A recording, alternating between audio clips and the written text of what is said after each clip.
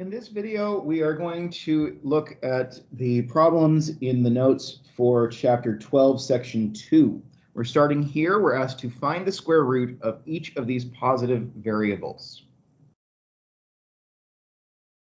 So we start with number 1, where we're asked to find the square root of x to the 8th. Well, this is x to the 8th power to the 1/2. So that's x to the 8 times 1/2, which is just x to the 4th.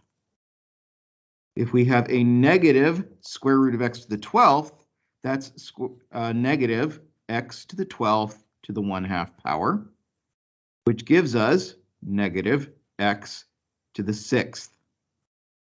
Plus or minus square root of x to the 18th is plus or minus x to the 18th raised to the 1/2 power. So again, we just multiply our exponents to get plus or minus x to the 9th. Finally, we've got the square root of a squared over b to the 4th. So that's a squared over b to the 4th raised to the 1/2 power. And we can distribute that. So it's a to the 2 times 1/2 over b to the 4 times 1/2, which gives us a over b squared.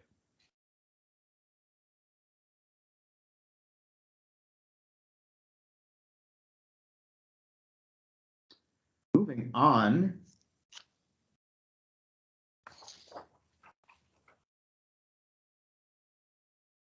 I think I skipped one.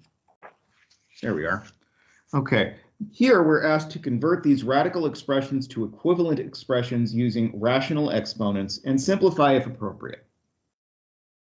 So we come back over here. I think it may be better to do it this way. That'll be better. Okay, so, and if I have the cube root of x, I can just rewrite that as x to the 1/3, and now it's got a rational exponent. If I have 2y, the fifth root of 2y, well, that's 2 to the 1/5 times y to the 1/5. We could write it as 2y to the 1/5 collectively, but we just want to distribute that anyway. If we have the square root of ab quantity cubed, that's the same as ab to the 1/2. Yeah, that's right, cubed. So that's ab to the 3/2, or a to the 3/2, b to the 3/2. For the fourth root of 16b to the 8th, that would be 16b to the 8th to the 1/4, which is 16 to the 1/4 times b to the 8th times 1/4. But 16 is 2 to the 4th power, so that makes that 2, and then b to the 8th times 1/4 becomes b squared. Finally, we've got the cube root, and this is a more complicated one, of 27xy to the 5th, all raised to the 4th power. Okay, well, that's 27xy to the 5th to the 1/3 to the 4th. And I am going to do this way. I am going to distribute my 1/3 before I deal with the 1/4. Okay, so that gives me 27 to the 1/3, x to the 1/3, y to the 5/3, all raised to the 4th.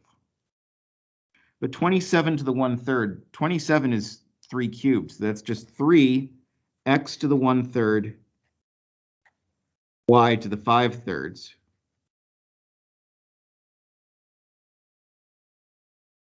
All raised to the 4th.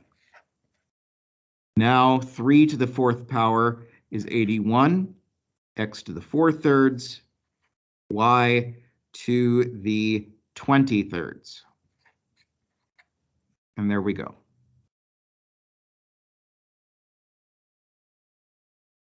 All right, moving on.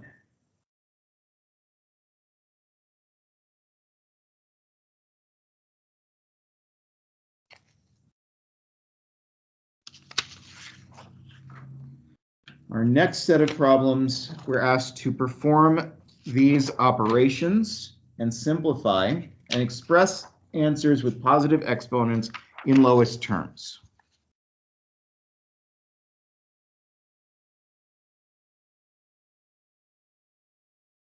So here we go. We start with x to the 3/2 times x to the 1/2. Well, that's x to the 3/2 plus 1/2, which is just going to be x to the 4/2 or x squared.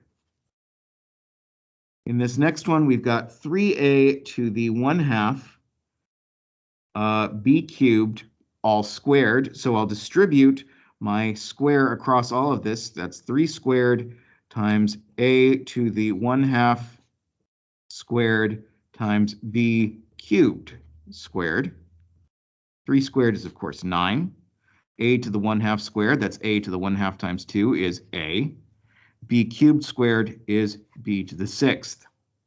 Next, we've got x to the 1/2 over x to the 1/3. Okay, well, that makes this x to the 1/2 minus 1/3. And we can do some simple work with fractions here. 1/2 minus 1/3 is equal to 3 minus 2 over 3 times 2, or 2 times 3, which is 1 over 6. So that's x to the 1/6 power, or the 6th root of x. And then finally, we have 10a cubed over 2a to the 1/2. So that's going to be 10 over 2 is 5a to the 3 minus 1/2. Gives us 5a to the 5/2.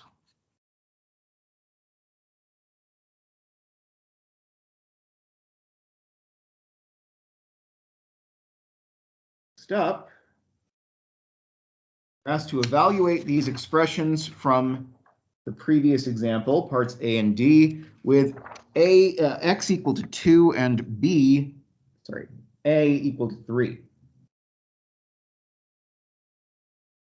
All right, well, if we've got x to the 3/2 times x to the 1/2, we already saw that that's just x squared.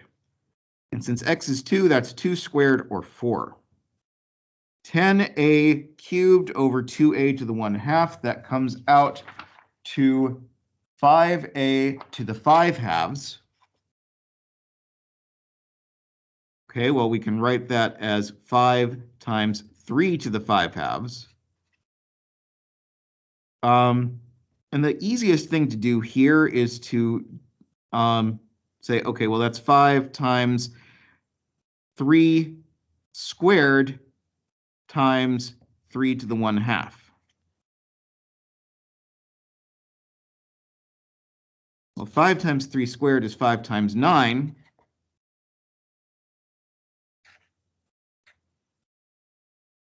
That's 45 times the square root of 3.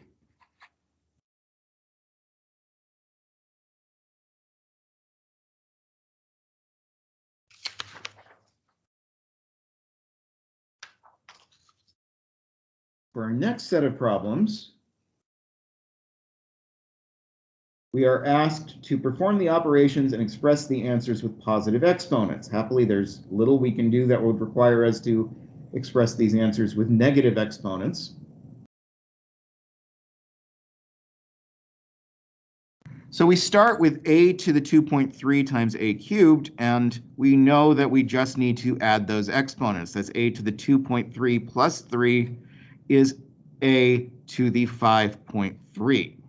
For 5a to the 3.5, b to the 0.5 all squared, that's 5 squared, times a to the 3.5 times 2, b to the 0.5 times 2. 5 squared is 25. 3.5 times 2 is 7, so that's a to the 7th. 0.5 times 2 is 1, so that's just b. 25a to the 7th b.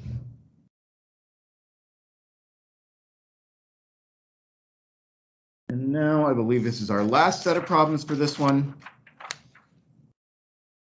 just going to simplify these radicals. Simplify them as much as we can and see what we get. Okay, so first we've got the square root of 32. Well, that's the square root of 2 to the 5th power. So we can break that into 2 to the 4th times 2, which is the square root of 16 times 2. So that's the square root of 16 times the square root of 2. But we know the square root of 16 is 4. So that's 4 times the square root of 2.